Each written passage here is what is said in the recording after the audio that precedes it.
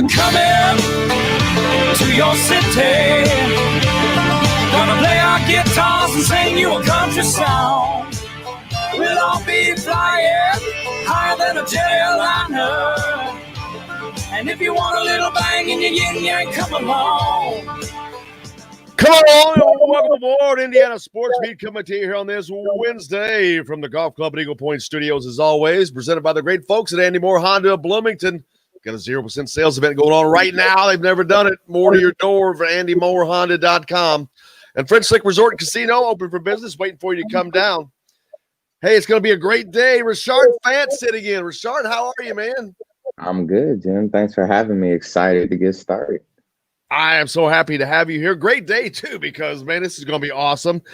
We've got Tom Allen's going to join us today, so I'm looking forward to talking to Coach. But just before we get to him, guys, let you all know, we won't be talking to him about his new DC because it's not official yet, so we can't talk to him about it. So that's why when you're wondering, why aren't they asking him about the DC? That's why we're not talking to him about the DC. We can't. So, but we'll talk about that amongst ourselves for you.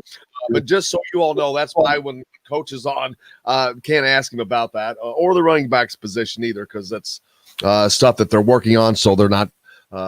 It's not official. They can't talk about that stuff. So just so you guys know, but it's going to be awesome. National Coach of the Year. How about that, Rashard? I mean, how incredible is that for Coach Allen to get National Coach of the Year? No, I mean, it's not surprising. It's well-deserved. He probably should have won every Coach of the Year award. I know some people would argue Saban, but they do that every year. And to get Indiana to this point to consistently improve, I mean, man, it's amazing. And it's well-deserved. So I'm excited to see where they continue to go, especially as a former player. So I can't wait to have him on, ask him some questions, see how he's feeling, and dealing with obviously probably new protocols and rules since COVID is still around. Yeah, all kinds of stuff that to get to with them. Jordan's not going to be able to be with us today. He's just taking the day with the family. Which is awesome for him. So congratulations. Big game for him the other night. I posted that. He had like 28 points. But I was wanting to talk to him because they've got a nickname that his German team posted this for him, and they called him Jay Hustle. I've never seen that. I'm just like, oh my God. So I reposted. I'm like, oh, I cannot wait to talk to Jay Hustle. But I didn't get to, we'll have to save that for next time. Hopefully we'll get you back in here for that. But how's everything going for you? I mean, I know you're from Atlanta, and actually we talk about the new DC for Indiana, Charlton Warren. I think he's from Atlanta originally, but coming from Georgia now, you got a lot of experience there, and was a DB coach. So someone's probably very familiar to you. Somewhat. No, yes, somewhat. Obviously, UGA technically is the home school here in Georgia. I know it probably should be Tech since they're in Atlanta, but it's UGA. And so, I mean, it's an amazing hire. I mean, he's done great things. You've seen UGA's defense the last 2 years, especially stopping the run. So I know it's not official yet, but once it becomes official, whenever that may be, I mean, that's a great pickup. And I've heard he's a great recruiter. Which makes sense for all the recruits UGA gets. So yeah, it's amazing just to see that. And for me, it's just, being here in Atlanta, trying to get healthy.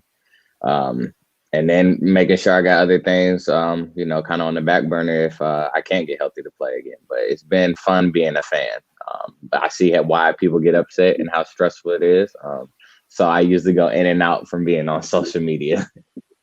Yeah, so that's got to be weird. What is it like? Yeah, because you are doing exactly that. You're stepping into the water and getting back out, stepping into the water and getting back out as a fan from that perspective. So, yeah, that probably gets your emotions kind of up and down a little bit. Yeah, man, I tell you. So for me, I have more information. I've played for Coach Allen. So defense is a little different than the defense I ran, but there's some similarities. So speaking on that, for me, I understand why certain players are doing this when things could and need to be changed. But I think seeing some of the common fans who may have never played or played at that high of a level, not understanding, man, that dude is on scholarship too. It's going to be competitive, especially when you're at a position like corner safety. You're going to lose some, win some. And then obviously the whole controversy went down with the Ohio State getting into the Big Ten championship. And that was a big week for me because it was hard as an Indiana fan. I get it. But as a player and a competitor, I mean, I felt Ohio State deserved to be in.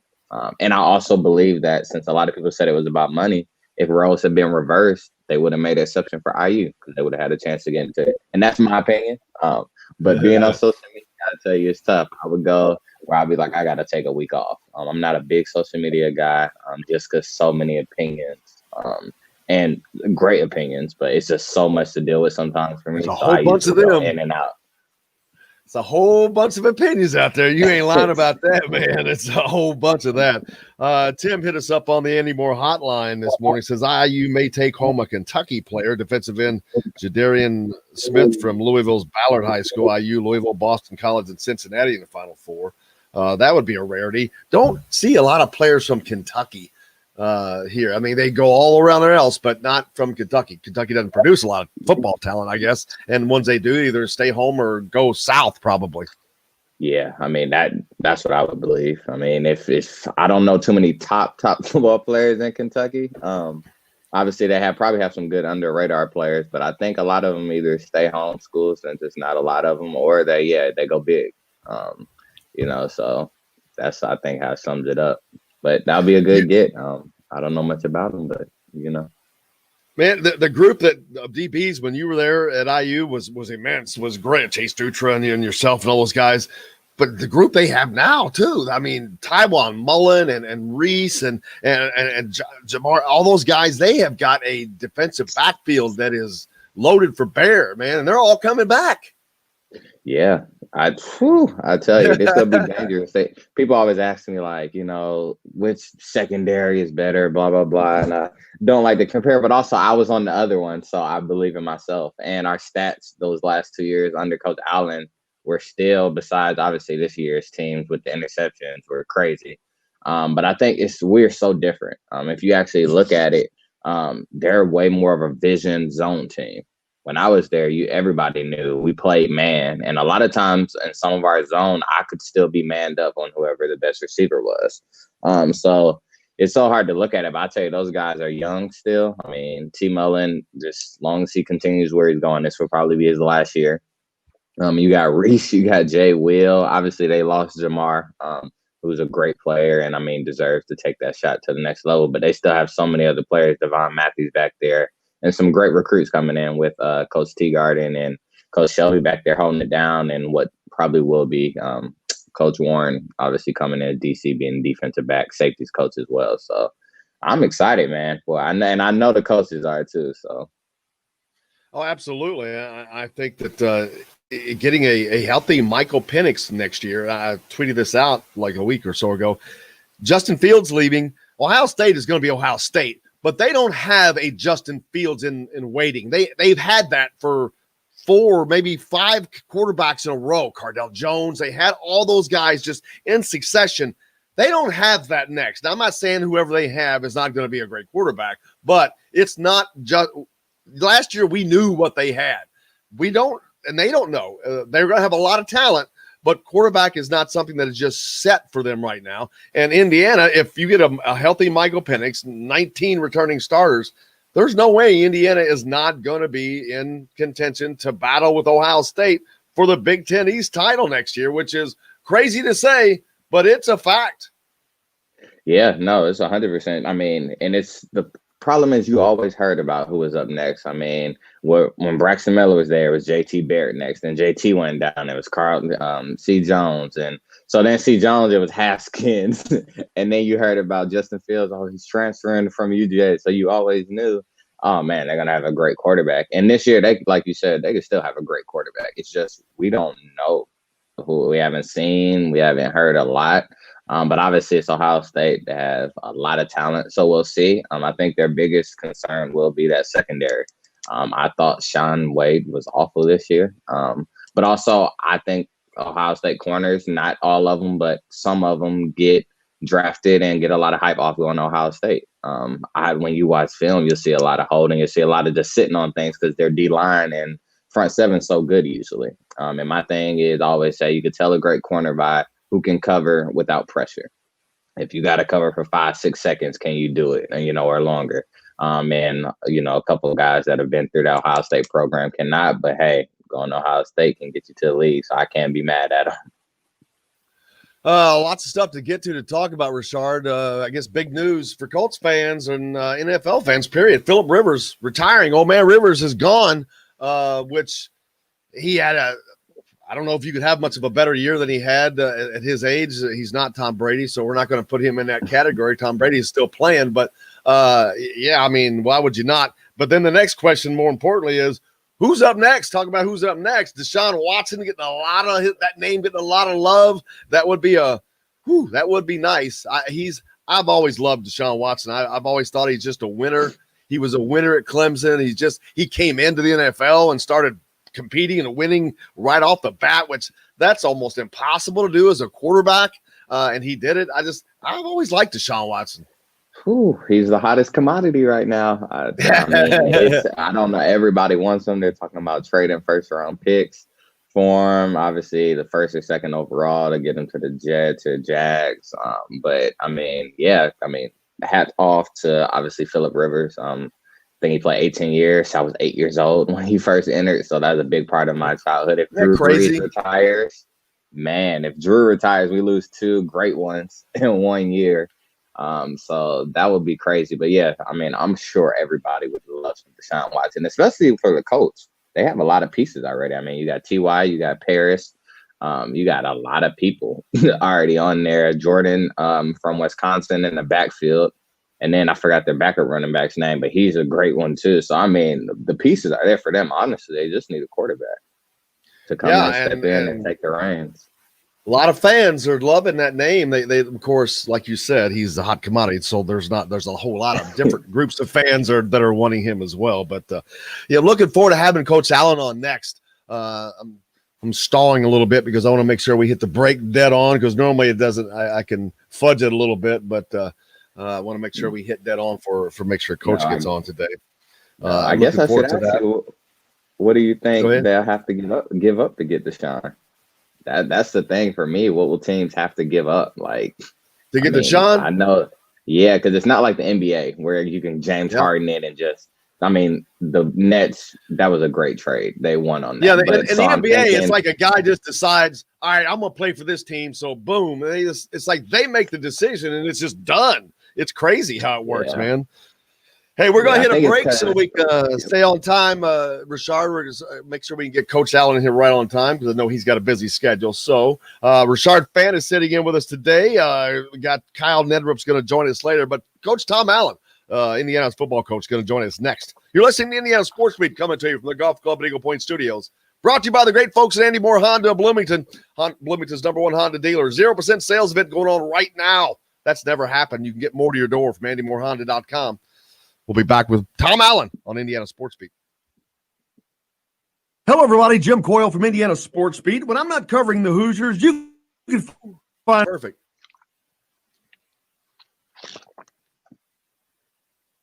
Yeah, usually the breaks I can hit him. It doesn't really matter that much, but with him, he was joining us at a certain time, so I was like, I try to be prompt when it comes to coach.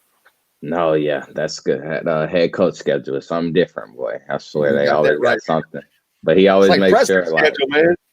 Yeah, but for players, man, I tell you, you would think that he wasn't busy, because you could shoot him a text, call him, and like he'll pick up, get back to you right away.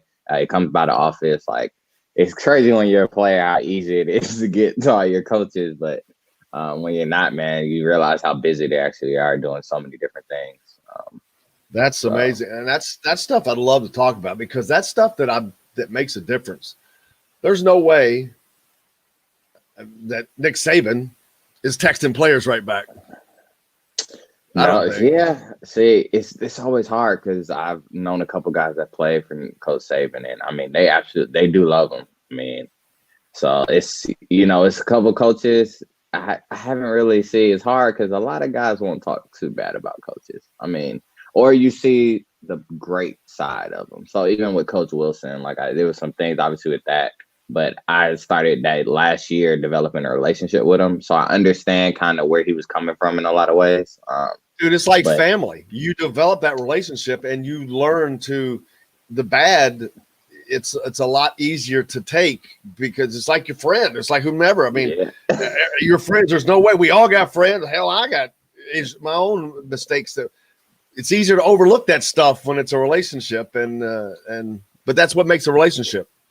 No, definitely. So, yeah, and that's what I was about to say. I mean, I know I'm not perfect, so I know my friends probably like, "Oh Lord," but it's Shard, so we love him. We'll deal with it. Let's see.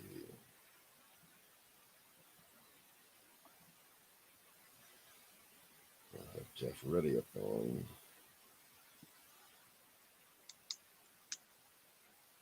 So you've been stuck in the house too?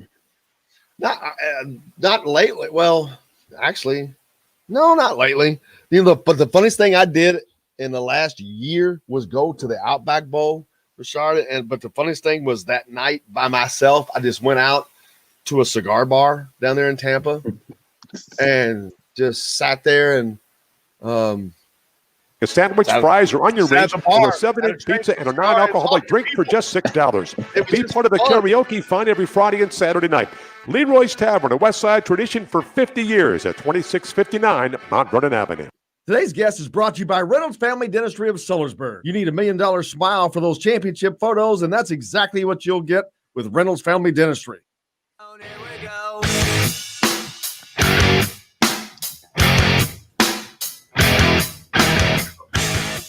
Welcome back, Indiana Sports Beat, coming to you from the Golf Club Eagle Point Studios on this Wednesday from the great folks Andy Moore Honda Bloomington 0% sales event going on right now. Rashard Fant sitting in with us as promised, and the coach Tom Allen joining us. And talk about perfect timing, hitting it right on the dot. AFC National Coach of the Year, Tom Allen, by the way. Coach, thank you so much.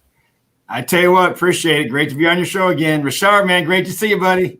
Hey, great to see you, Coach. Congratulations. It's well deserved. I'm happy for you. Thank you. I appreciate that, man. You're a part of this. There's no doubt, baby.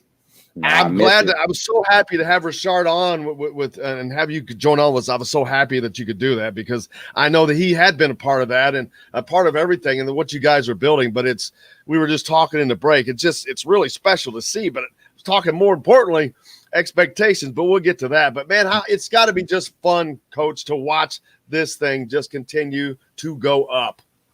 It is, and just seeing Rashard, you think about when I got here and the way we talked to our defense about what I believed we could do here, and then eventually how we talked to our team and what I thought we could do here. And I believed it from the beginning that we could, be a football team in this conference that competes to win the Big Ten championship. But obviously it starts at levels, and it starts with just the belief that you can go out and compete each and every week and beat the teams that you got to play on your schedule, and that's where it all began with, hey, do you really believe? But then you got to create that belief from a daily basis. The confidence that it takes to win those games doesn't just happen because you start talking about it. You got to go do it. You got to work, and we got to develop our players. We got to recruit. We got to just keep practicing a certain way, train a certain way, all those things that there's no shortcut. There's no easy way to get there. So, but just to be able to see it start to come to fruition and the way things happened this year, last year, things in the past, just those critical games, the critical moments in those games have been an awesome thing to be a part of. And Rashard, like I said, you being a part of that, what was it like from your end? Because you played for different coaches, different systems, the NFL at every level. There is something different going on in Bloomington that has never happened. It's never happened this way, especially, but it is, and it's still rising. There's something different going on there. Yeah, I mean, I think it's a testament to Coach Allen. Obviously, he came in as the DC first, and he preached in us. He put a lot of confidence into us, and people always talk about that big jump we made that first year with him as DC, and they thought about, what did you all change style-wise or play-wise, and honestly, it wasn't much. Coach Allen just believed in us, made sure we worked hard, we focused here, and we ran to the ball and competed. And good things happen. And now you see the defense this year, I believe, is probably the best defense as a whole. You see it with the sacks, with the interceptions, with the key stops. And obviously, I think it was 19 points per game the defense gave up, which is great. Our goal was always never to give up more than like 20. At first, it was like 23. But, I'm not surprised. I talked to Coach Allen each year. I talked to Coach Shelby a couple of times each year. And so I knew where the program was going. I talked to the guys. I knew the talent. I think the biggest thing from when he first came in and when he first got the head coaching job to now is just across the board, everybody believes. His first year as a head coach, we had some people in and some people out, which happens a lot of times with coaching change. But now you see guys behind him. He's still the same guy. He's consistent. I know he hasn't changed since when he got there as the DC. So I'm glad to have been a part of it. Glad to see where it's going, so that they're starting to get the respect. And that's the biggest thing for me as a corner. I remember my 2016 season, Coach Allen's first year as a DC. I had my best year ever. Me and Coach Allen talked about how we believed I should have had a chance at first team and not second. But now seeing T. Mullen get All-American, man, I'm happy because he deserves this, the respect. And I said it was going to be 3 corners making all big teams in some way, and 2 made it as corners and 1 made it as a returner. So I'm so proud and so happy to be a part of Indiana football alumni community. And Coach, yeah, that's what you're producing. And talk about the dreams and the believing, and everybody believes now. But unfortunately, after those dreams and the belief, now comes expectations. And next year, I was talking to Rashard in the break, man. Indiana is going to be competing with Ohio State for supremacy of the Big Ten East next year. And for that to be there so quickly, that's an amazing, but it's here. So we're going to be dealing with that, and that's going to be fun. How much different is it when those expectations are really, and they're real now? They're real. Indiana's at the top. They are. And so, basically that's the exact word I used. And that was, we had to come here, change the expectations, and create belief. And that all starts with a mindset change. And so that's what you want. So to me, I'm not going to, when it finally happens and you've now created a different level of belief, and we now have different expectations, that excites me. I mean, that's what you want. So to me, when you start talking about those things for the upcoming season, we finished the 2020 season as the number 2 team in the Big Ten East. That's never happened before, and to me, and so now we're talking about, we just had a staff meeting this morning, we're talking about, okay, what's it look like to take this program to that next level? Okay, because you got to always keep growing and developing, and there's processes and things you have to do within that step. So to me, it's exciting. It's what you want. It's what you talk about. It's what you believe in. And now that it's here, we got to embrace that. But we also got to understand that certain things have to happen for us to take that next step, because you're talking about a program that has been the perennial team in this conference, East or West Division. Ohio State has been the team that has been the gold standard for the Big Ten. And so to me, now you embrace that, but you also know this: we're not just going to be better in 2021 just because we got a bunch of guys back. It doesn't work like that. And so that's the process we're working on right now. And I know everything's about fits, and when you hire people, it's about fit. When you move someone from within, it's already, the relationship is there established. When you're bringing somebody in from outside, no matter what position it is and who it is, how difficult is that to get that relationship up to speed to where you are now as a team? Well, it's challenging. I mean, I think that's why you and I talked to a lot of people, even within the course of the last few months, about these changes we've had, that once they started to become a reality, and that you're going to need some different coaches to lead certain areas because of opportunities that they've been given because of our success, which is a great thing. And that's, some coaches have to fly. Hey, they only hire people that have worked with them, because it is hard until you've been with somebody and been with them every day. It's no different in recruiting. How do you know how that person, that recruit or that future player, that staff member, whether you're trying to, evaluate them or bring them on, what are they going to be like every day? And this is the question. How are they going to respond when something bad happens? How's the new DC going to respond when we have a bad game? Maybe we have 2 games in a row we don't play to our standard, okay? And because you just don't know, because you haven't been with them in those moments. And so you got to do a ton of research if you bring somebody in that hasn't been with you. And to me, you got to really dive into the people who have been with that person on a daily basis and ask the right questions to find out. And then you spend a bunch of time, just like recruiting. You try to spend time with them and get to know them and get to know the people that know them well.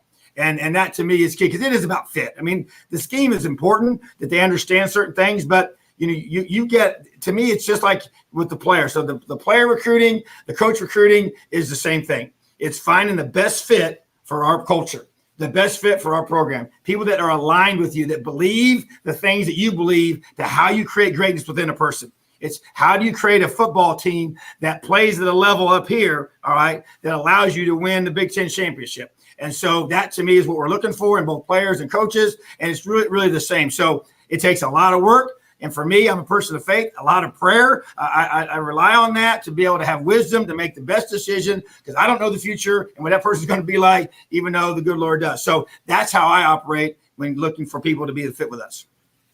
And this COVID year, I know it was crazy for all of us, but it put the athletes through and coaches and everyone involved through such a strain of sacrifice. But with all that said, you got through it. One of the guys were affected least than most. That shows a great commitment on the entire program's part. As you move forward, that commitment is needed to continue to move up. You've got all these extra players now because of COVID. How has that been a benefit actually for where you are and where you're trying to get this program? It is. And it's kind of a balance, just being transparent, because basically, some guys, it's just time, and when you're ready to take that next step, it's a good thing. But we had to have those conversations with certain individuals and try to help them make the best decision for themselves, because I want them to be successful moving forward, not just go and, some guys go to the NFL, and just because you go there, you want them to help them to have a chance to be able to make it and have some long-term success. And so, but at the same time, the younger guys that you recruit, they are affected by guys coming back. And so there's a balance with all that. So we tried to weigh that through, and, some guys chose to move on and some guys chose to stay. So, but I think anytime you got more opportunities to have guys that stay with you, that that have been part of this program, been a part of the turnaround, been a part of the culture, they understand it. I think it adds value to your team. So I'm excited of the balance that we have. We got some guys that moved on, some younger guys are going to have to step up. That's their opportunity now. Their motivation levels at a higher, because they know this is my time now. And so I think that's a healthy, there's a healthy movement of some guys, but also we got a core of our team is coming back. What do you do to recharge? Because I know you seem like you never need recharging. You're just the Energizer bunny going nonstop. But what do you do to decompress, to non-football, just to get away from it? Because it's a 24/7 job. Yeah, it is. I don't do that very well. All you got to do is ask my wife. She's not convinced I ever do. So I think, though, but to me, it never stops. So like we played the bowl game, and obviously you're disappointed and you're kind of sick about it, to be honest with you. So, but you got to be able to, you can't let that linger. But we took that time and we got away for just a couple of days. And I kind of like getting somewhere, it doesn't have to be warm. It's preferable if it's nice and warm, but just to be able to not have a rigid schedule. Okay. My phone never leaves me. I'm still having to do stuff. Recruiting never stops. I had to start finding some coaches, after the bowl game situation. So, but just to be able to do it in a relaxed setting, we went down to Florida. We stayed down there for a few days. You had the ocean right there. It's peaceful, but I do have a funny story. So I think I'm out there incognito. Nobody's going to bother me. I'm walking down the beach with my wife, and this couple runs up to us and they're like, excuse me. Are you Coach Allen? I'm like, yes, I am. And so it was a long discourse. So that's great. I get that. But obviously I can't get away. But at the same time, that was a time for me to just kind of take a breath, and yeah, I still, the phone calls didn't stop, but to do it in a setting where it's not sitting in your office, you're in a little bit different environment. It's just mentally refreshing for me. And so that recharges me and get a little extra rest and those kind of things. We need that. Your body needs that. Your mind needs that. And then you come back and you hit the ground running. I know you're so humble, but did you ever imagine being recognized just walking down a beach? No, absolutely not. And so it was just, and this is funny though. How about this? So the question my wife got was, hey, is he this intense at dinner? That's exactly. She's like, does he bring that same energy to dinner? And so I'm like, hey, wait a minute. No, so but it was funny, but just people. No, I never would have ever thought that. I'm just like, even to this day, I don't even. This has been unbelievable, But you just put your heart into it, you believe, and you just don't stop believing. Rashard, I got to get Coach out of here, but give you the last word with Coach. Yeah, I tell you, that energy, he is always like that from every day. I don't know how he does it consistently, because even me, I can go maybe a couple of days and then I'm like, oh, I need to get myself together. But Coach is always consistent with that. And I think the one thing when he was talking about just talking to players about leaving or staying, he's one of the best at that. I can recall our 2016 season afterwards, me and T. Gray having all Big Ten seasons, and him coming to us knowing he just got the head job and not even asking or expecting us to come back, wanting us to do what's best for us and telling us that we earn and deserve the right to go chase a lifelong dream if we felt we were ready, and that he would do everything to ensure that we were well educated about our decision, and that if we decided to come back or go, that he had our backs either way. And obviously, ultimately, we both decided to come back, and I'm grateful for it. I know T. Gray is, even though some things happened that season and afterwards leading up to the draft. But, I mean, it's been great. I'm excited to watch this team continue to grow. It's always nice when you still know coaches when you were there.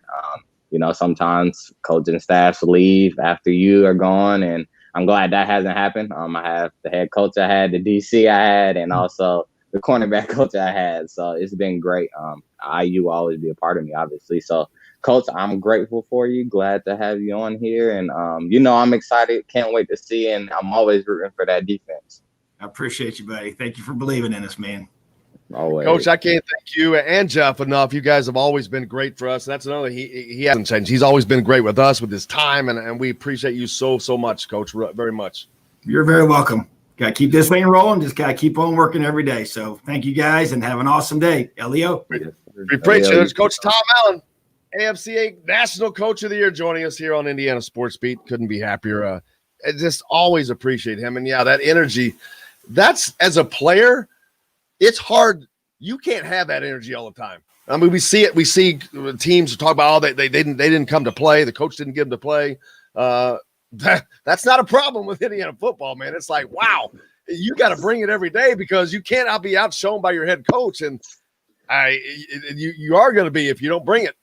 Yeah, I mean, it also helps on those days where you are struggling to get your energy level up, and then you feel his energy, see his energy. So that's always one good thing about it. It kind of energizes you. And that's practice or game, man. I promise you, he's 10 times worse in practice with energy level, which is great. Like, it's good. I'm not saying worse in a bad way. I mean, it's to a higher level in practice, and anybody can get amped up for game day. Just once a week in football. But for practices, each and every one, which he is, I mean, it's an amazing thing.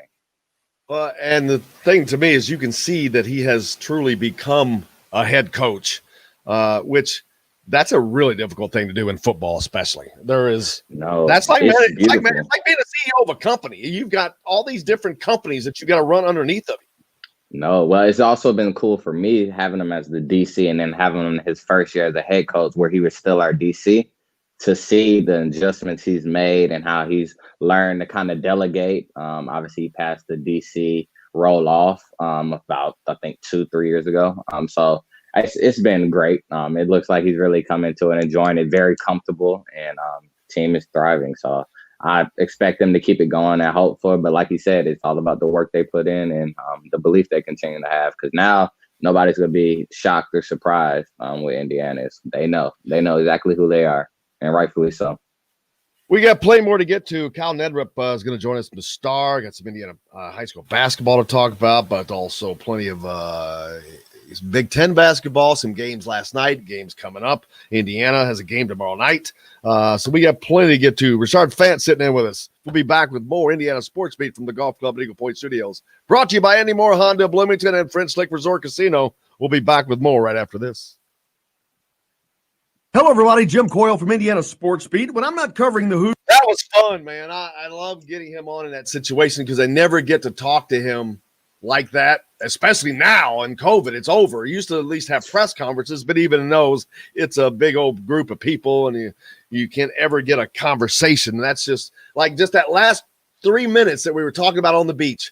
That's the favorite part of the whole thing right there. That's it. But you can't get that in any other setting because you can't get there. It takes like a question or two to get there, and you just can't get there in the settings today. But I remember, man, being at the press conferences, as a player isn't too bad, but it's trying to figure out where questions are coming, whose question to take first. And so that's one thing I did enjoy. I felt like my relationship with all media members was great when I was there. I answer as many questions as you want. If I don't know the answer, I won't feel forced to answer it, but I enjoyed it. I mean, it was always nice IU to have football and IU basketball are two completely different animals.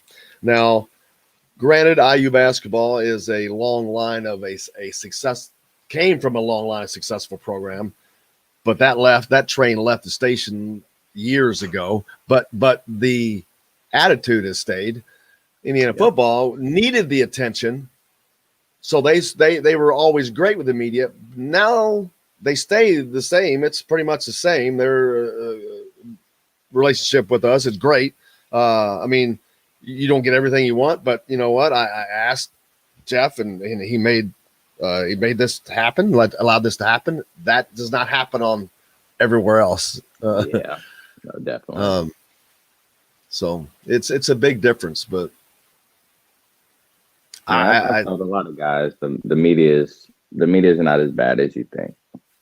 No, especially at the college level. Obviously, they got to write some things. You have a rough game, they probably gonna say something. I mean, you take it. I mean, people always critique. I mean, my parents and my wife are probably my hardest critics. If I didn't play that well, they let me know before we got to the house. So yeah, I mean, the biggest thing for me was just always utilizing it, talking to them, enjoying the time, and then using that platform for good. It's changed so much too. Yes. Well, there didn't used to be that many, and now, especially a school like Indiana, is very, very different than a lot of other schools because Indiana has the media school and they've got the journalism school. So you've got 10 different sets of kids that you're dealing with. No, seriously, every time you go to daily lunch special from 10:30 a.m. to 1 p.m. Monday through Friday, featuring a sandwich, fries, or onion rings, or a 7-inch pizza and a non-alcoholic drink for just $6. Be part of the karaoke fun every Friday and Saturday night. Leroy's Tavern, a West Side tradition for 50 years at 2659 Mount Vernon Avenue. Today's guest is brought to you by Reynolds Family Dentistry of Sellersburg. You need $1 million smile for those championship photos, and that's exactly what you'll get with Reynolds Family Dentistry. Kyle, not with us yet? Not yet.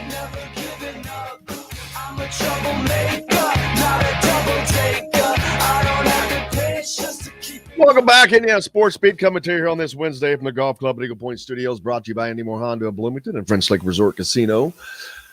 Finished up with Tom Allen. Man, I was talking to Rashard in the break.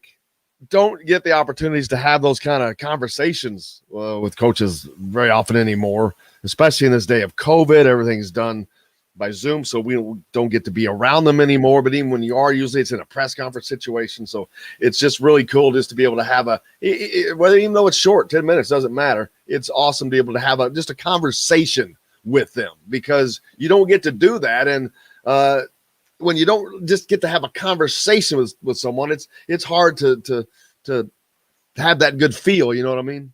No, I do. I tell you, it's always a great thing. I mean, to catch up, and even for me with Coach Shelby, when we do talk, it's not like every week, usually about every couple months and quick 20-minute call, but it just feels good, especially with somebody you spent, for me, a huge portion of my life with and a meaningful part, 4.5 years during my 18 to 23. So that was some huge years, and I saw him basically every day for 4.5 years. So as well as Coach Allen for those last 2 years. Hey, don't forget tomorrow night, Indiana taking on Iowa. That's a late game. That game is a 9 o'clock tip. That means after the game with Todd Leary will be coming to you about 11 something right there immediately afterwards. Make sure if you haven't already, follow us on YouTube, sign up, subscribe so you get the notifications. That way you know when it's there and you don't miss it that way. But that's coming to you tomorrow. And we won't be at Yogi's Live probably going to do that one from home. Rashard, we do a post-game show, Todd Leary, after the basketball post-game show, usually from Yogi's. But that late tip from Iowa tomorrow night, man, that's a late one. That gets over that. And I would suck as a basketball player. You're on the road in Iowa. Your tip is 9 o'clock. Your game's not going to get over till 11:15, 11:20. That's just that's a rough trip. Yes, no, it definitely is. Kyle Neddenriep jumping in with us now from Indy Star. Kyle, we got Rashard Fant sitting with us today. How you been, man? Hey, real good. How are you guys doing? Cannot How you doing, complain. Kyle? He's been there chewing the fat, talking about things. I mentioned that the American County tournament got over. We talked about last week, but Lawrence North won that as expected, I guess you'd say. But it wasn't easy. They battled.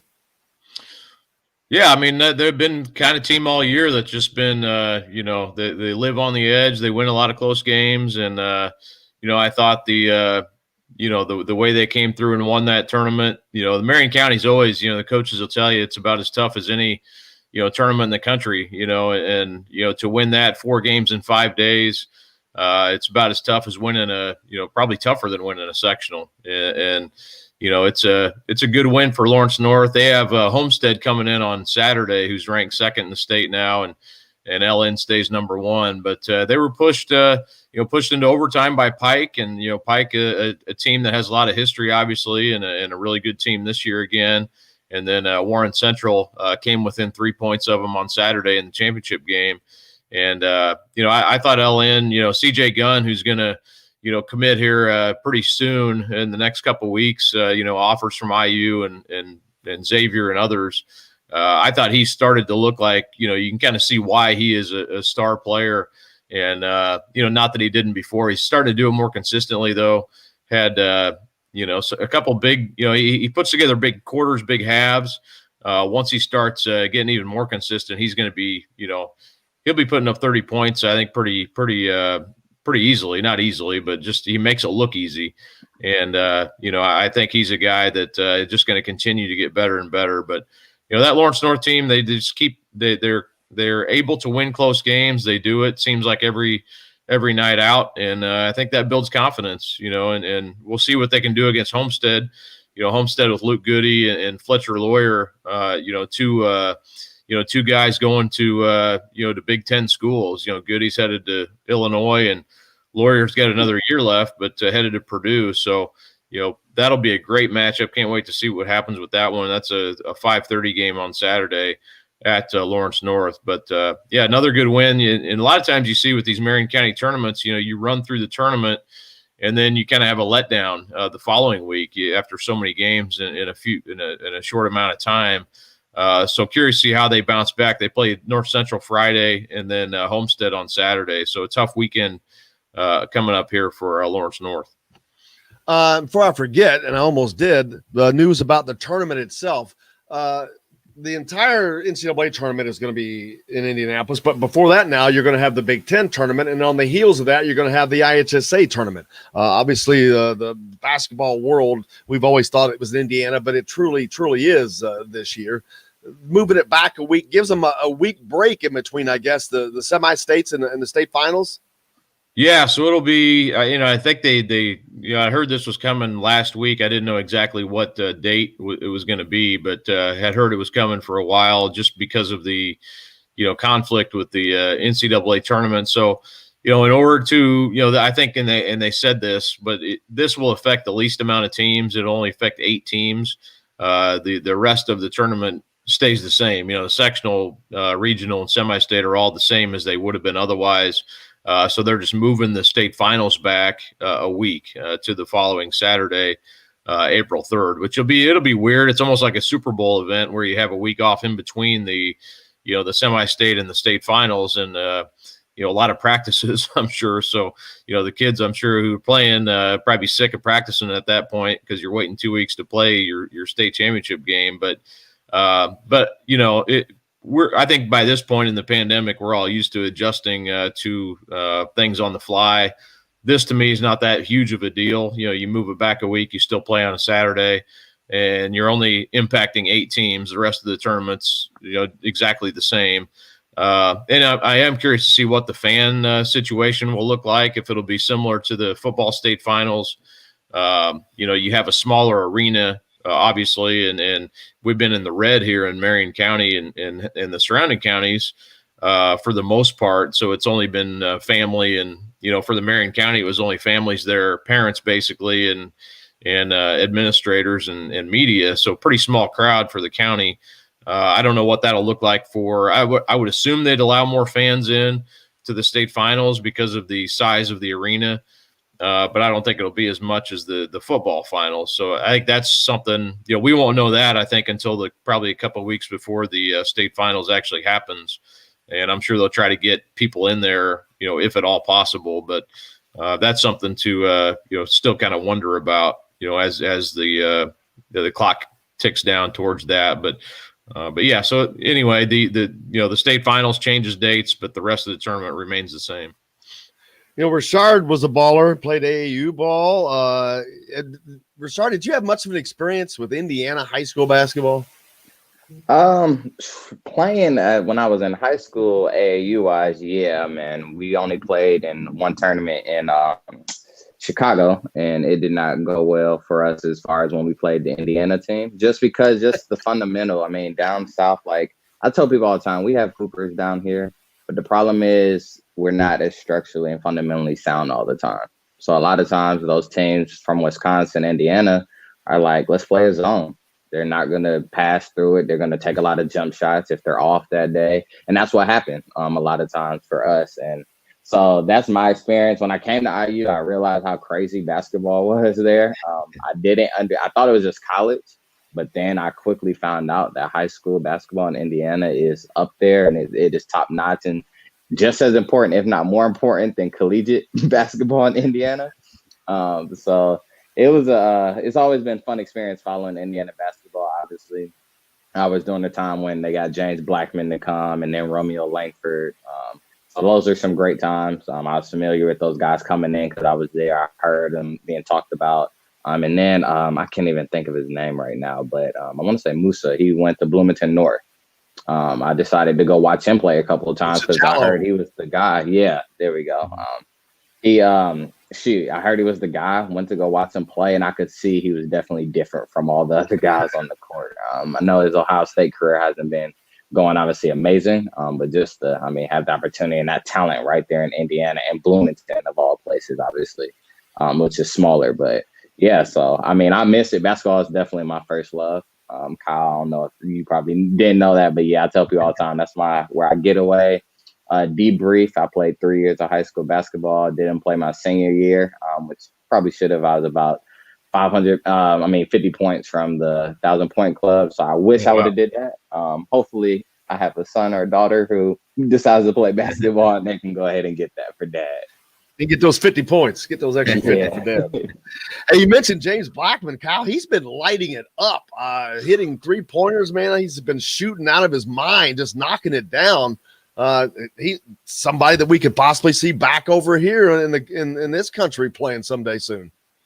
Yeah, I had a chance to cover James in high school, and got to know his dad, and actually Jalen, who's the youngest brother, is about to break the Marion all-time record. I think he's within 35 or 40 points now, and of course, he's got to pass his dad, to get that record, who's his coach. So the Blackmans all, they can all fill it up. We know, they're just like they're born to score points, and that's it's something to. And Jalen, he went through an ACL injury, and James had been through some of that as well with knee injuries, and it's almost like they are predisposed to having these knee injuries for some reason. And I was actually at the game last year when Jalen had an ACL injury, and in that it was a fourth quarter against Cathedral, and he had like 36 points. He was playing great.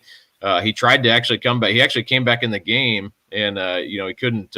Obviously, with an ACL tear, couldn't move hardly, but gave it a shot. It felt terrible for him because he had to, miss the rest of his junior year and then rehab and come back, and now has a chance to break this record. I'm hoping to go see him play this weekend, actually, and so yeah, the Blackmans are, and James, he did it at a high level.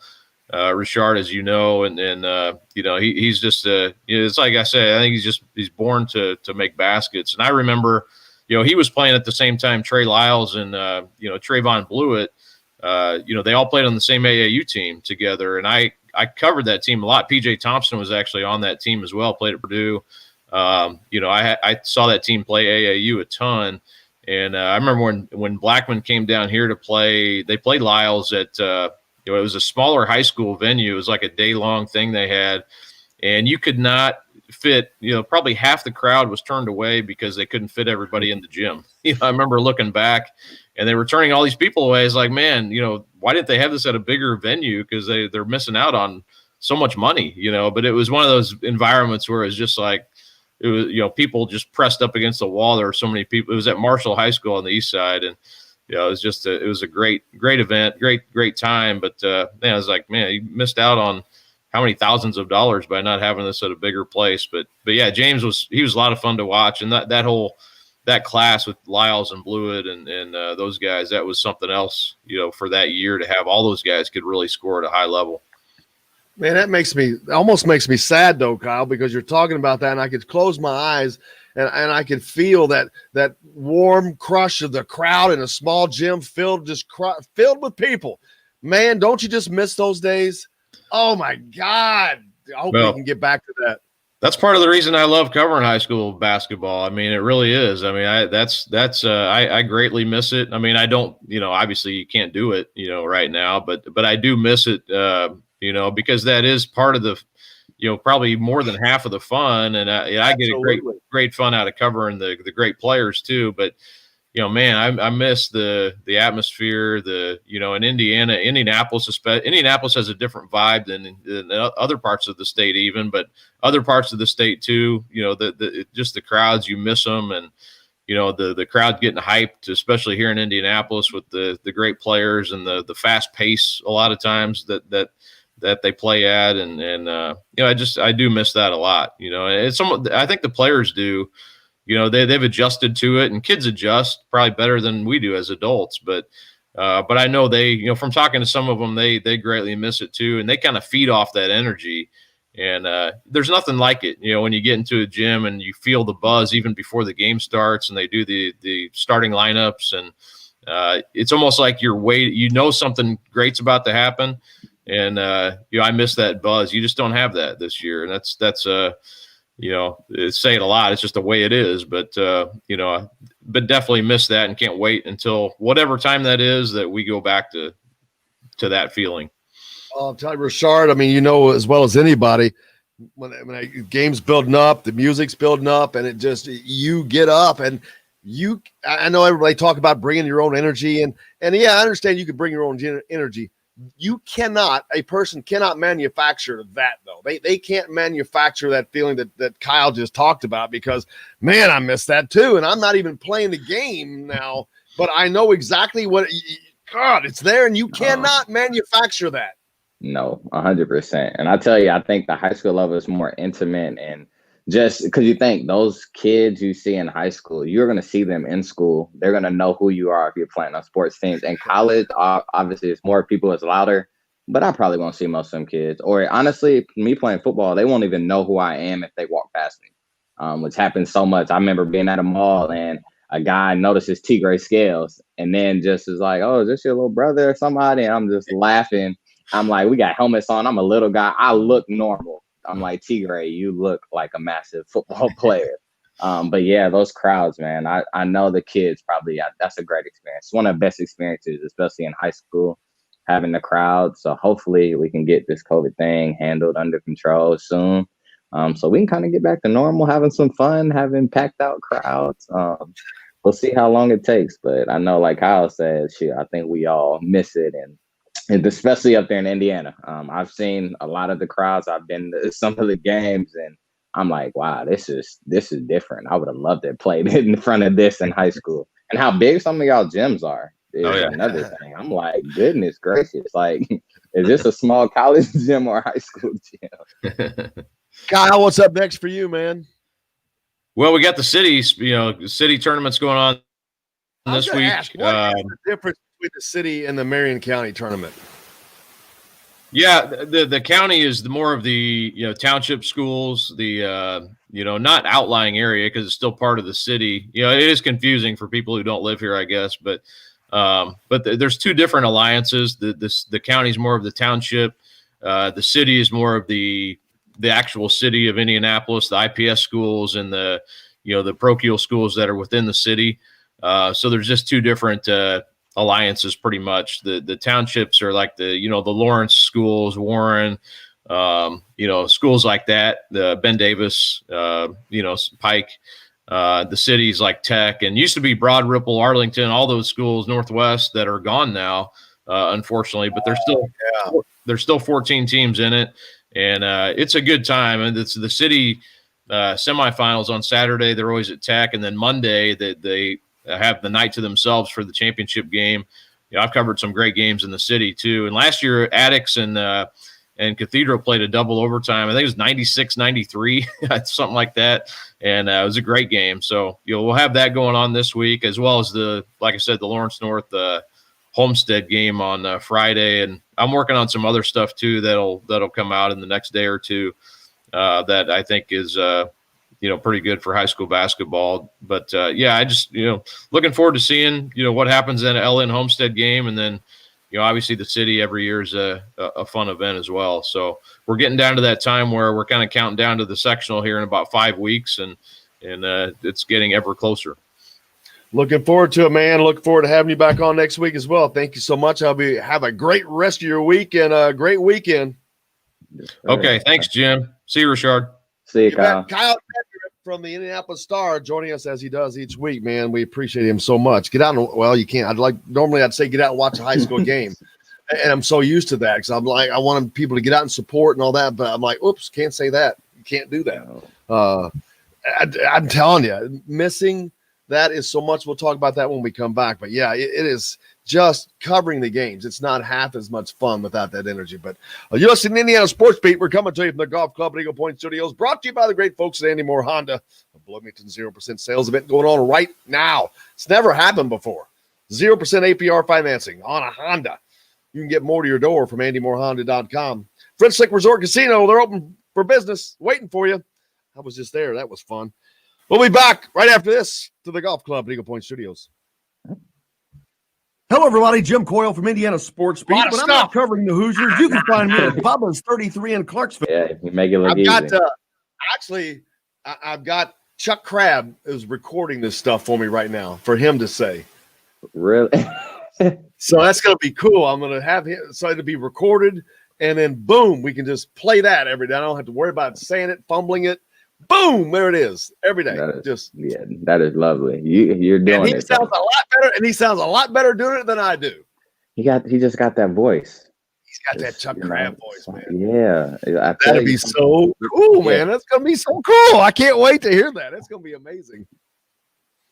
That's gonna be awesome.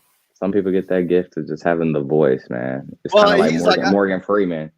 Just James Earl Jones. Oh, yes. Oh, man. The voice. The voice. Man, he's awesome. Let's see. Oh, yeah. What did I want to talk about? I haven't written down. Oh, yeah. There's no combine this year. Yes, I haven't been able to read it. I knew that, but I haven't read about it. You know what, though? It's virtual. They're having one. It's virtual. And I almost sent out a tweet the other day and said, I think I can still run a 4.640 virtually. No, I tell you, I think even if they didn't have it virtually, I think the draft will be better. If somebody has been a part of the combine, it's a fun experience. I got it's a goal, obviously, when you're growing up, you want to get to the combine. Obviously, I tore my pec right before we got to do on-field drills, so that hurt me. But, man, you'll see players, they really will jump a lot just off running fast. Don't have to look good in drills. And so now you just grade the film. And that's the biggest thing. So it's NFL life and scouting is quite funny on how kind of all the politics in it, how they argue with each other. Because, every scout has their guys they scouted. So I remember getting a call from the Patriots in the 5th round saying they're probably going to take me in the 6th. And so what happened was they ended up not taking me because of my pec. And they were explaining to me that there's a guy scout arguing why they should draft me and a guy arguing why they should draft another corner. And initially the other guy said, well, Rashard Fant has a torn pec, doesn't he? Why would we draft him if even though he's worthy of this pick, he tore his pec. We don't know if he'll play this year. So it's a torn pec. It's not an ACL. I tell you, man. I tell you now, the nice thing for these guys at IU when you're winning. ACL's not even bad anymore. Oh, Not no, like it used to come be. back. People coming back 7-8 months. You're like Saturday night. Leroy's They used to Tavern be on West Side, friends. tradition for 50 years at 2659 Mount Vernon Avenue. Wait, Jay Sean had 6. This segment is brought to you by Probably Bubba's six. 33 in Clarksville. Pizza, burgers, beer.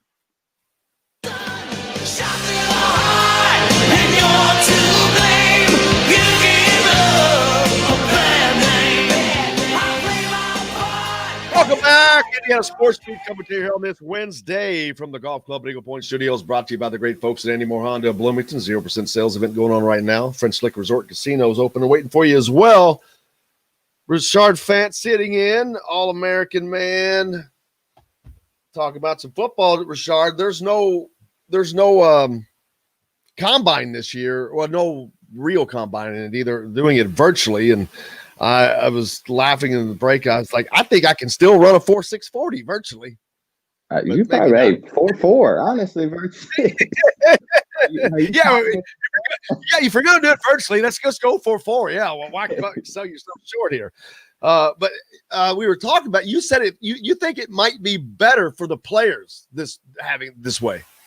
Yeah, I mean, I think now it's just them looking at your film. They can still interview you virtually, obviously, but now you don't have the stresses of the day. Somebody won't run a 4.3 and who has no stats, and then next thing you know, they're drafted 3rd, 4th round, which is great for them. But obviously, it's a lot of people. It hurts, and a lot of people it helps too. But I think now it forces people just to look at the football player. Could you or could you not play football? And you don't got to deal with the stresses of the day. I mean, most nights we didn't go to bed till midnight, 1 a.m., and we were up by 5:36. And that's 3-4 days straight. So it's a long couple of days, but your energy level is so high, you're enjoying it. You got guys who don't enjoy it, and those are usually the guys who know they're going to get drafted early. So they're like, I don't really got to be here. I'm just here just because it's a parent. So I'll be interested to see, though, how everything works out, what the virtual looks like. Is it just interviews or where they really have them go somewhere and do drills? And also, what does that mean for pro days? As far as, having teams, I think we had all 32 teams, 30 teams represented when we went in. And so, I'm interested to see just the decisions they'll continue to make and how will OTAs look afterwards. So I wish I'd asked. That's one thing I wish I would have asked Coach Allen about. I didn't think about that when we had him on, but I was more interested in talking to him, though. I really enjoyed him getting recognized on the beach. That was cool because I know he's somebody that he probably enjoyed it a little bit, but he's so humble that he doesn't really allow himself to enjoy that kind of stuff. But it's just great to see it for people like him. Yeah, no, I mean, it's definitely a beautiful thing. I think when, you have the genuine care and love for your players, and obviously he's been trending on social media like every game week and then put on ESPN because everybody loves it. So, and he's back in Florida. Florida's basically a IU bed home, second home. So, they probably like, oh, that's our coach right there. So I know he probably is just like, oh man, I'm just trying to enjoy time on the beach. But, it's one of them things. I mean, it's cool. He definitely deserved it. Some great college basketball games last night. Villanova edged Seton Hall. Number 3 Villanova edged Seton Hall 76-74. Florida had no problems with number 6 Tennessee 75-49. That was just a beatdown. Maryland, they're trending downwards. They were promising looking early on, but right now they're 2-6 in the Big Ten. They are in trouble for making the tournament. Michigan beats them 87-63. Dude, Michigan is looking strong, Rashard. They're 12-1, 7-1 in the Big Ten. I thought the Big Ten champion was going to have like 5 losses. Man, I don't know if they're going to get 3 losses. Michigan's looking tough. Yeah. Purdue, talk about Purdue. Purdue is just recharged. They're 11-5, 6-3 in the Big Ten. Last night they beat Ohio State at Ohio State, number 15 Ohio State, 67-65. They punched their ticket, Rashard. They're in the tournament. They're 11-6 now. They've got 10 games left. They can go 5-5 and end up 15-10. They're in. They're a solid end to the tournament. They could end up playing the tournament in Assembly Hall because of how it's going to work out this year. They cannot play at Mackey, so that takes away one of the 3 spots. And I can see the committee having fun because they always like to have fun with the matchups and all that. Guess who's the head of the who's the chair of the committee? Kentucky's athletic director. My God. You think if they get a chance to put Purdue in Assembly Hall that they're not going to do that? I mean, if you had a chance to put Indiana in Rupp Arena, I would. It's happened. I saw it happen in 2002 when Kentucky Indiana beat Duke in 2002. I was there for that. That was in Rupp Arena there. But that would be kind of funny and ironic. And I think it'd be remiss of us if we didn't mention that IU women's basketball team, 3-game win streak. They had a couple games postponed, but their next game is against Northwestern, who's ranked 21. The Indiana women's team honestly been holding it down for the last couple of years. Giving us something big to root for, consistently being ranked. And, Coach Terry's doing a great job with that squad. So, I knew it used to be a big fan, still am a big fan. Used to know a lot of the ladies that played on those teams. But as I've gotten older, obviously, a lot of people have left. I have a discussion on the women's team that I think that some people may disagree with. But I think Grace Berger is going to leave here as the best women's basketball player in IU basketball history. And I said best basketball player. I didn't say scorer, which that's Tyra Buss is the leading scorer. She's not going to replace Tyra Buss, but Tyra Buss wouldn't have been the leading scorer if she played on this team because they've got they're 6-7 deep. It's even. So there's the points are being spread around, but Grace Berger is just I see her playing professionally after this. She's just solid. I think she's had 2 triple doubles, the only 2 triple doubles ever in school history. But she's a player, man. I'm just telling you, she's a baller. No, I agree. Every time I get all the alerts to my phone, or if I can catch a game real quick, I'll see. And I'm like, I had to learn who she was because I never met her. So I just heard that and I'm like, man, okay, who is this? Because obviously I know Allie. I know J Penn. I knew right there, but I'm like, who is this? And I'm looking at the stats. Then I catch a game and I'm like, oh, she's for real. So yeah, I'll be excited. Obviously, Tyra scoring wise, just kind of what they allowed her to do. They needed it to win some of those games. Obviously, so she was great in her own right. And I'll tell you though, basketball players in the last when I got there in 2013. So since then, for me, that's when my fandom started. Just coming through Indiana's women's basketball, man. They've had so many great teams, great players, and I'm excited just to see them keep going. And then we get this men's team back going in the right direction. And hey, you got Indiana sports just killing it.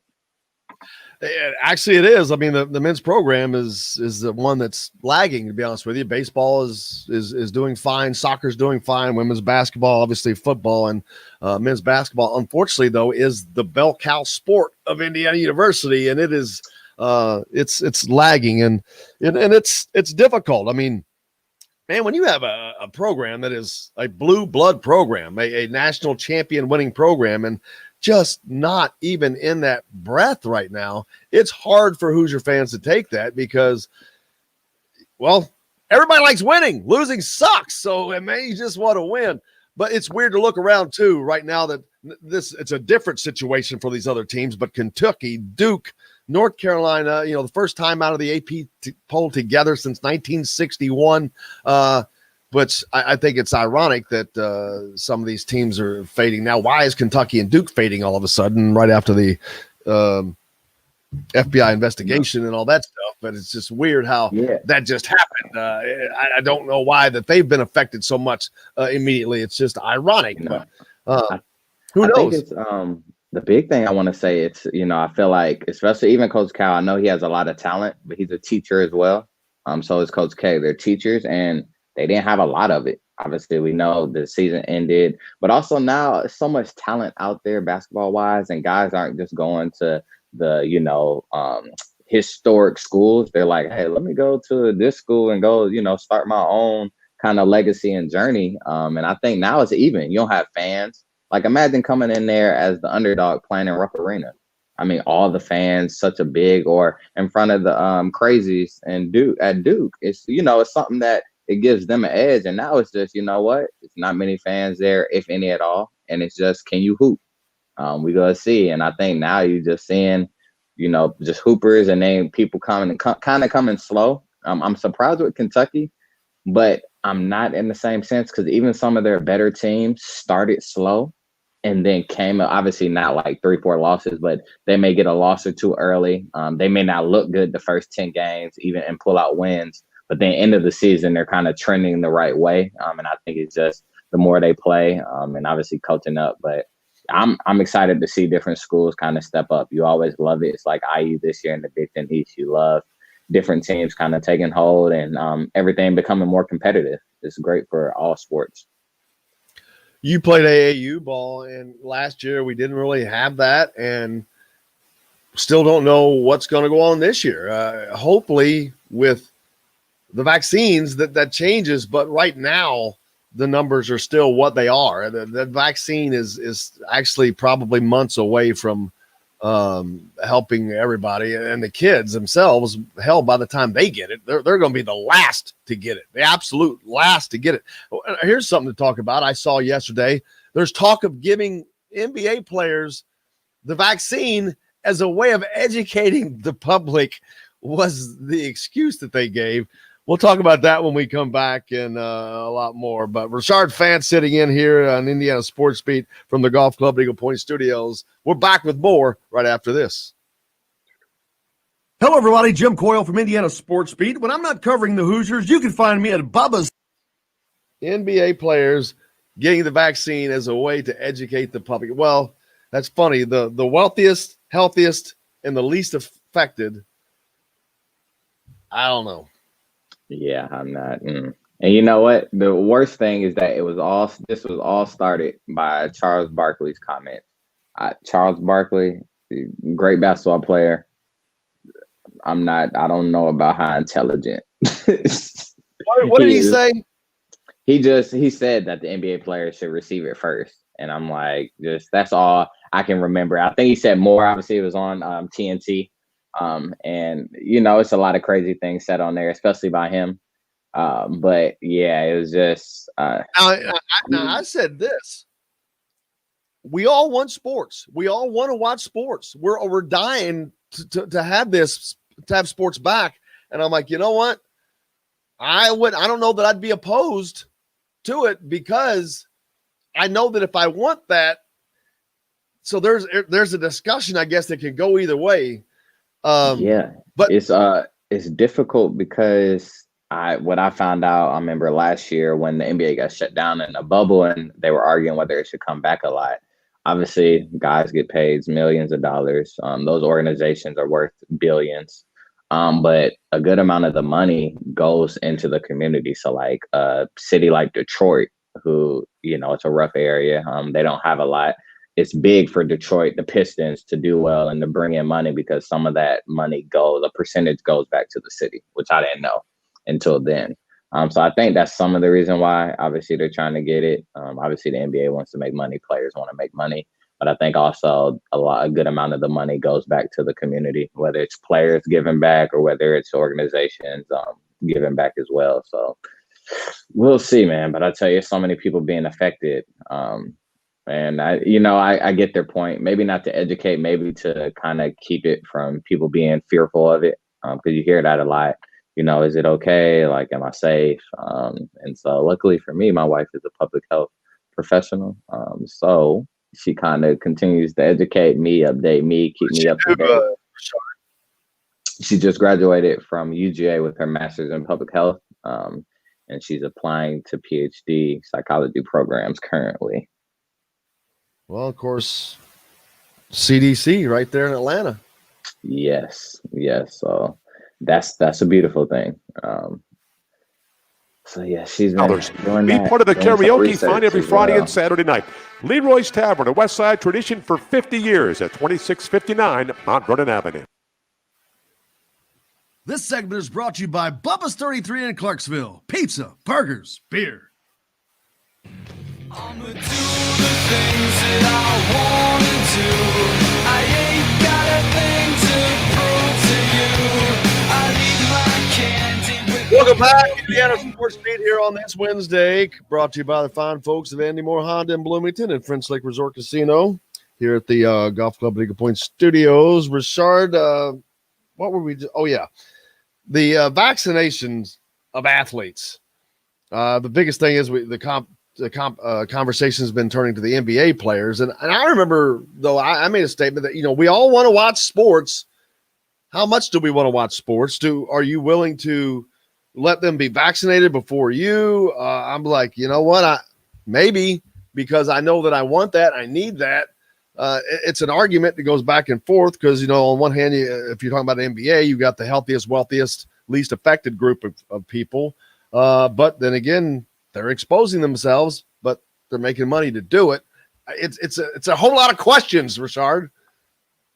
Yeah, I mean, shoot, definitely. I think the biggest thing for them, they're playing a sport, so they could control it. You hear a lot of the guys kind of rebelling, talking about something. They don't want to just kind of be stuck in a bubble, and they don't want to not be able to see their friends or family.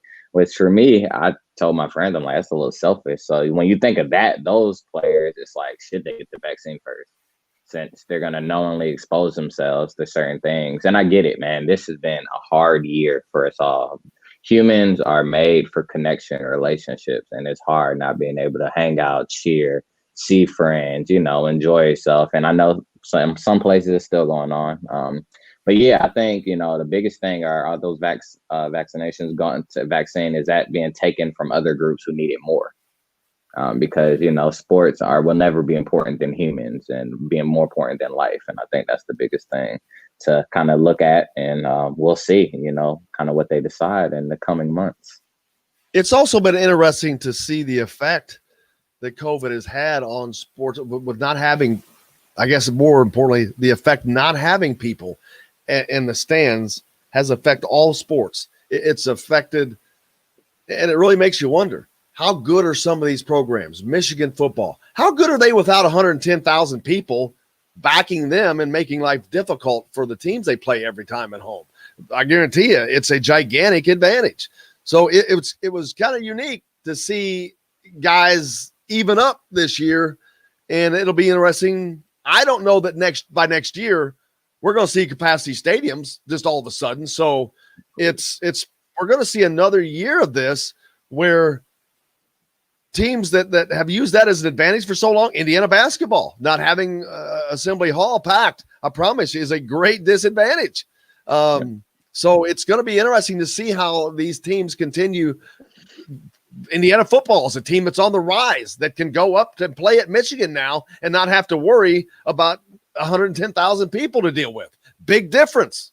Yep. I think, it just shows who can actually play.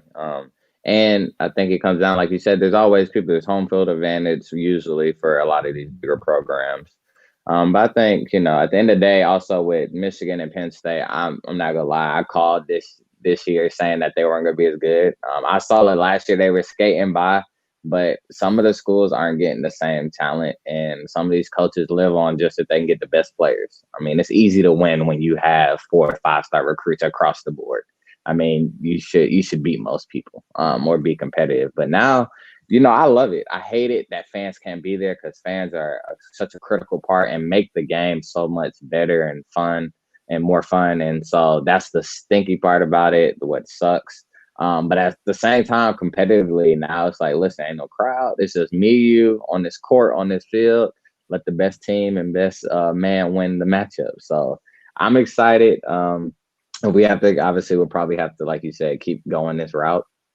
So it'll be another kind of year just seeing who kind of steps up, takes a step back, and kind of be on a level playing field across the board. And I think the biggest thing you said, we don't know when we'll be able to get back to capacity. I mean, is it a year and a half from now, 2 years, 3 years, So it could be fun and see how things kind of swing and the confidence these other programs start to get. So even when people are allowed back in and fans are allowed to come back to the game, a lot of these programs may have beaten bigger programs and have confidence now, and that it doesn't matter who's in that crowd. It's just us out here. So I can't wait to see, but you're right. I know Indiana basketball having that home crowd, the men's team is always a big deal because it is always loud in there. What do you think people think though about the athletes getting vaccinated or not? I'd be interesting to see a poll because, of course, it depends on who you ask. I think if you ask the people who watch sports, at least half of them are probably going to be okay with it, and the people that don't watch sports are like, "Hell no, give it to me," and I get that. So, it's a weird, it's a sticky wicket. There's all kinds of stuff going on. It is. What's going on? What's going on with you now? What's happening? I know you've been working out and training and trying to stay healthy. What's new with you? Yeah, so I was with the Bears for 2 years, and obviously had a knee injury that kept me sidelined. So the hardest part is always knowing, like, being on the team, but never getting to play in the game, and that being because of injury. So I'm trying to rehab my knee enough to see if I can get back. I've had some teams calling me, so they're kind of just waiting to see if I can get healthy, and that's to be determined, taking it day by day. But if I can't, I've been applying to PhD programs. I've gotten into 3 already for higher education and leadership, and it would just be starting my journey on to becoming an athletic director at the collegiate level. So I'm just taking it one day at a time, enjoying everything. Hold on, we're not going to just gloss over that. That's so being an AD. All right, who's up at Bradley right now? Chris Reynolds, former basketball player for Indiana. Played for Bob Knight back in the 90s. He's the AD at Bradley right now. Was actually one of the names that popped up for the AD job when the Indiana spot came open. You got Pat Kraft, who is now at Boston College, who's a former football player at Indiana. Former football player at Indiana, by the way. Did you know that? You know Pat?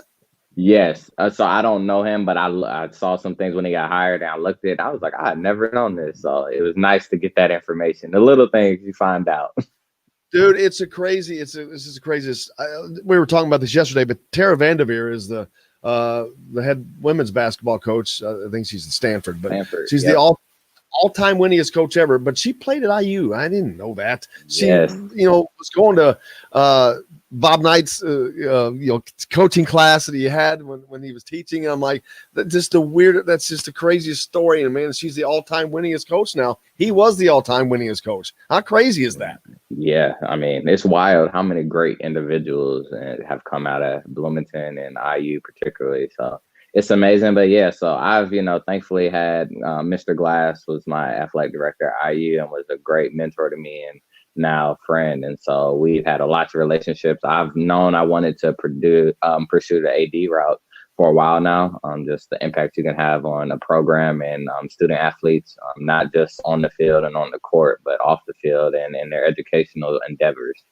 So that's a big dream of mine and a goal that I look forward to achieving one day. And then now with Mr. Dolston, we have a good relationship. He was always great to me when I was at IU. So it's amazing to see. It's great. I will say when it comes to women's basketball, UConn women's basketball is my team, has been since I was like 6. I don't know how it started, but yeah, with Gino. And I mean, I loved it. I'm talking about from Olivia Nelson there, Paige Buchers, Kristen Williams, Avina Westbrook. I can name about 7 to 8. Look at you, fanning up. He's fanning that's up. My team right there. But yeah, I look forward to, whatever. If I'm back playing football, I would love it. Obviously, that's always been what I've done my whole life. But if not, I'm excited for what the future looks to hold in the next endeavors and, impacting lives in a different way. So since your life you're in Atlanta, so your schools, you're probably going to go to school down there then. No, my wife and I, so we both. Did you apply to Bloomington? Okay, so no. Only because I got my bachelor's and master's from IU, and so I was like, I want to go somewhere else. And it was hard because they had a great program too that I looked at. So yeah, I applied, gotten into Howard University, North Texas, Loyola University, Chicago, and now I'm just waiting to hear back from UGA, SMU, and the University of Houston. So it's been fun, definitely different. I'm grateful.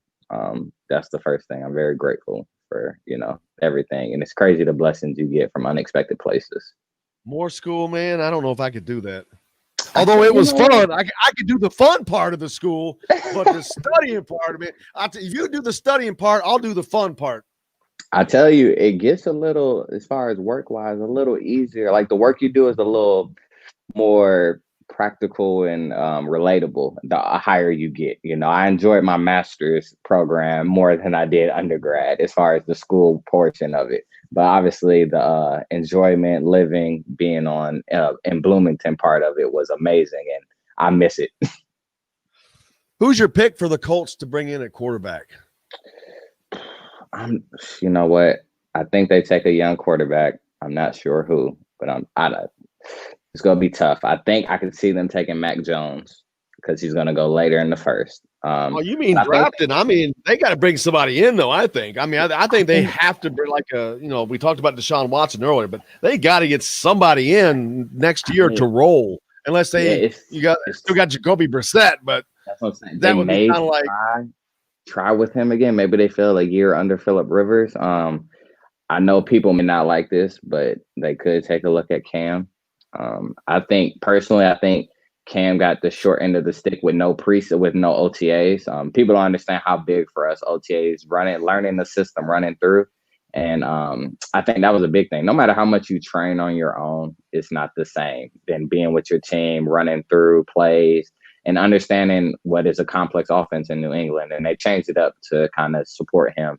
But yeah, my pick would be Brissett getting another chance, or Mac Jones being drafted to him. I don't think they get Deshaun because I think the asking price for Deshaun will be too high. And I think it would hurt them as far as who they may and what they may have to give up. It may kind of set them back. And that's my only thing with Deshaun. The asking price is steep. We'll find out. Rashard, I can't thank you enough for joining us today, man. It was a blast. I hope we can do this again sometime. No, definitely. Thank you for having me. I enjoyed it. And, everybody out there have a great day and enjoy. The great Rashard Fant joining us today. Couldn't be happier. Awesome to have Coach Tom Allen on with us. So appreciative of him and Jeff Kegg for helping us out with that. Kyle Neddenriep as well. Thanks to him from the Indy Star. We'll be back tomorrow to do this all again. Dustin Schutte, of course, sitting in. Matt Taylor from the voice of the Colts will be with us. Plenty more to get to. I hope you go out and have a great day. Do something nice for somebody. Make sure you wear your mask. And until tomorrow, for Rashard, I'm Jim Coyle. I will see you on the radio. Yes, see y'all.